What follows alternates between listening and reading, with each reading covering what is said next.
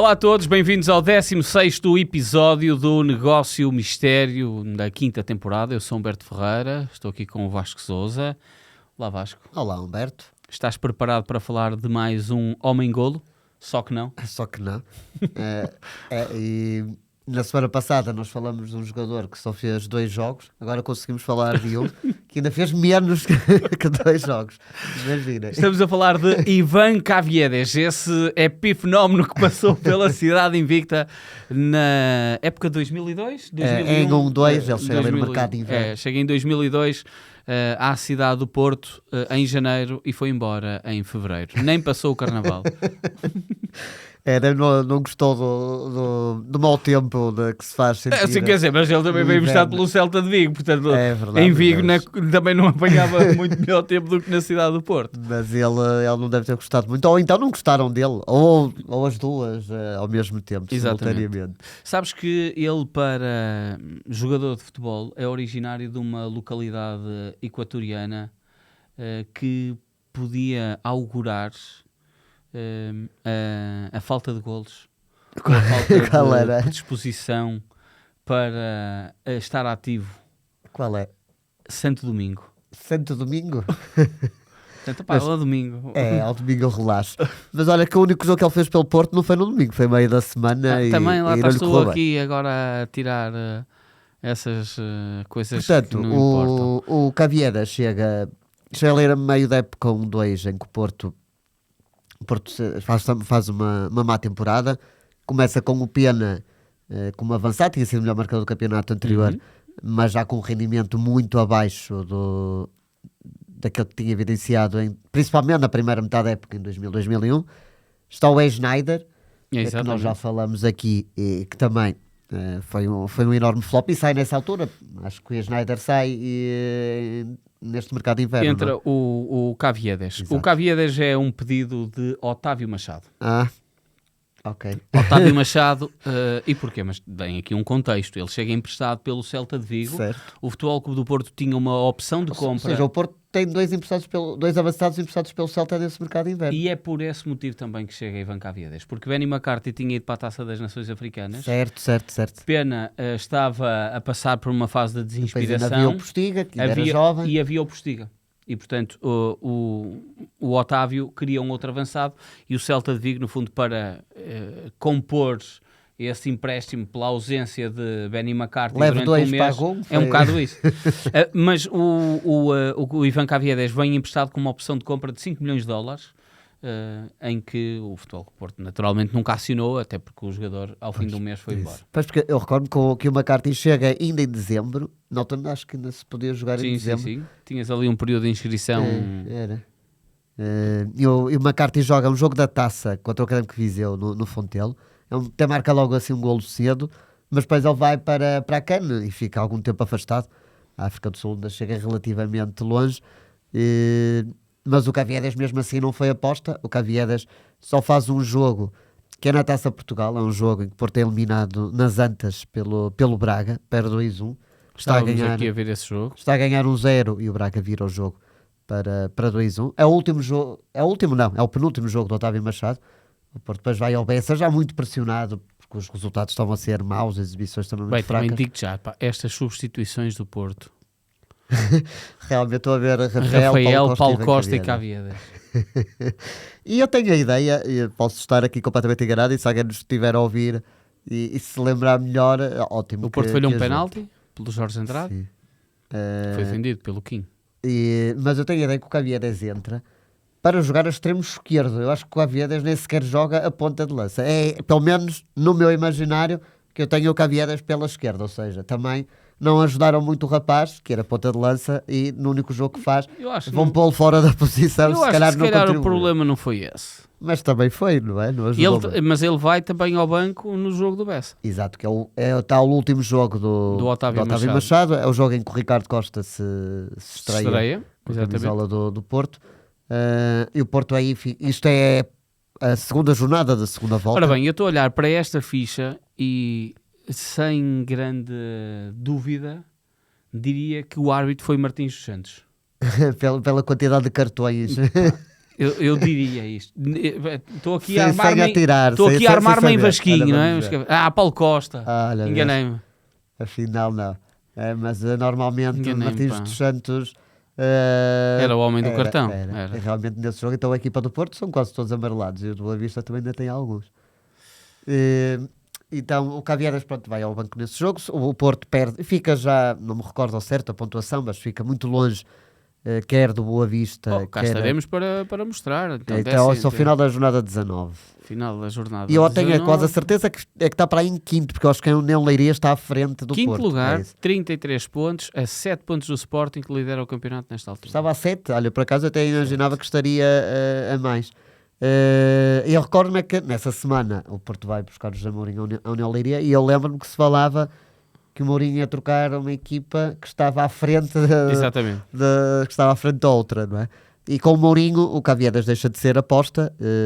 Tu dizes que ele então saiu logo em fevereiro. Não sei se o Mourinho não quis, não, foi o adaptação. Mourinho, não sim, o Mourinho disse, falou especificamente do Ivan Caviedas e falou até sobre, no fundo, a disposição que tinha de avançados. E deu logo a entender que Caviedas iria ter pouquíssimo espaço porque de repente iria regressar Benny McCarthy, que era um avançado que ele já tinha dito que gostava muito. Sim.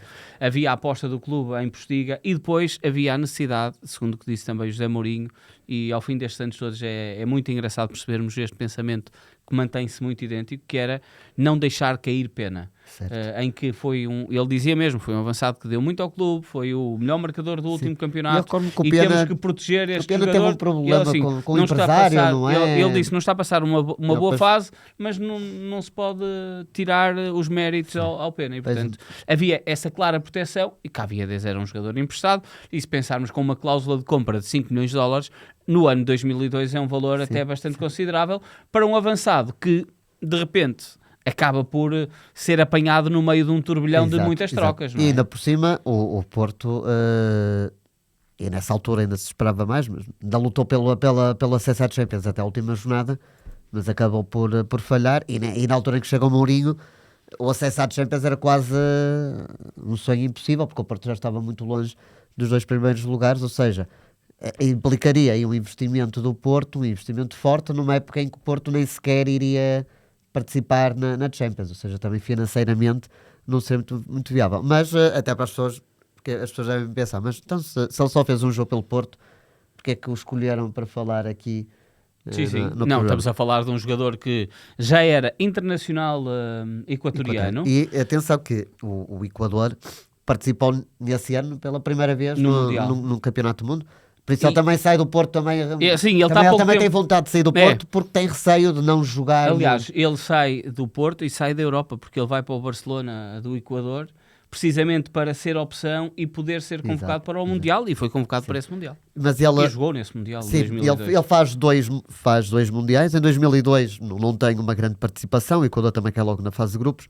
Em 2006 ele aí já era suplente. Ele em 2002 eu recordo-me que era visto como o craque do Equador. Ainda por cima era jovem, a seleção do Equador era o quase... E sabes que ele era o grande ponta de lança e daí o nome, a alcunha que lhe davam no Equador. Que era que é? El Niné. Agora estou-me a lembrar realmente. Por causa de usar a camisola 9. Ok. Estou-me a lembrar de se falar nisso. E ele no Mundial 2006 ainda é suplente, mas até é aí que deixa a marca, ele marca um gol nesse torneio. Mas antes de vir para o Porto... Quem era o titular do Equador nesta altura? Eu lembro de haver lá um avançado que era o Agustín Delgado. É possível, sim. Pelo menos em 2002 o Agustín Delgado marca um gol que eu recordo. E eu acho que em 2006 ainda é ele o titular. Exatamente, Agustín Delgado e Carlos Tenório. Que era um avançado que cantava nas horas vagas. Exato. Era assim, tenor. Fala que apanhei logo essa rápido, senão ia fazer aqui e ficar aqui a pensar. Mas para contextualizar, então, o Caviedas entra muito bem, muito jovem ali no Equador, o que o leva a ir para a Série A italiana. Perugia. Ela assina pelo Perugia. As pessoas da nossa idade recordam-se que o Perugia nessa altura tinha um mercado. Já tinha sido o Futre Regina. O Futre Regina. Mas o Perugia ia muito buscar os jogadores em mercados que, principalmente na altura, não eram não eram tão comuns. Agora há vários equatorianos a jogar no futebol europeu, os japoneses nesse conta, mas o Perugia depois do Mundial de 98 vai logo buscar o Nakata, vai buscar então entretanto o Caviedes, o Han, aquele coreano que até marca um golo à Itália, que elimina a Itália no Mundial 2002, jogava no Perugia, menos alternativo, mas o próprio Alenichev jogou No Perugia. no Perugia, ou seja, era um clube Paraguai, Paulo da Silva. que nessa altura tinha iranianos, ouvi até no plantel. Sim.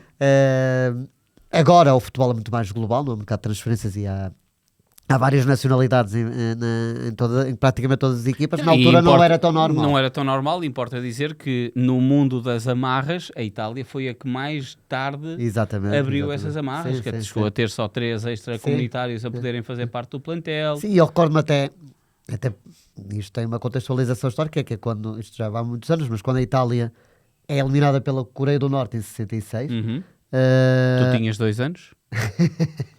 Já tinha 5, não era? E então, nessa altura, fala-se muito que o Eusébio até iria talvez para o Inter, era ou para o Inter Milan, Milão, sim, era o Inter Milão. Mas que o governo italiano decretou que... Não foi só o italiano.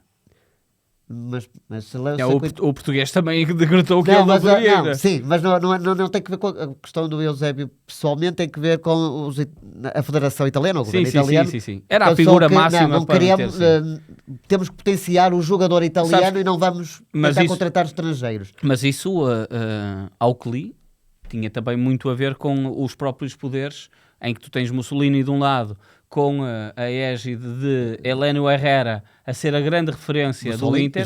Já não estava, não tinhas Mussolini, mas ainda tinhas esse lado da reminiscência, não é? Sim. E tinhas depois havia... o Estado Novo em Portugal. Sei que o futebol era diferente, mas é só para se mostrar que a Itália realmente demorou ali algum tempo a abrir as portas. Claro.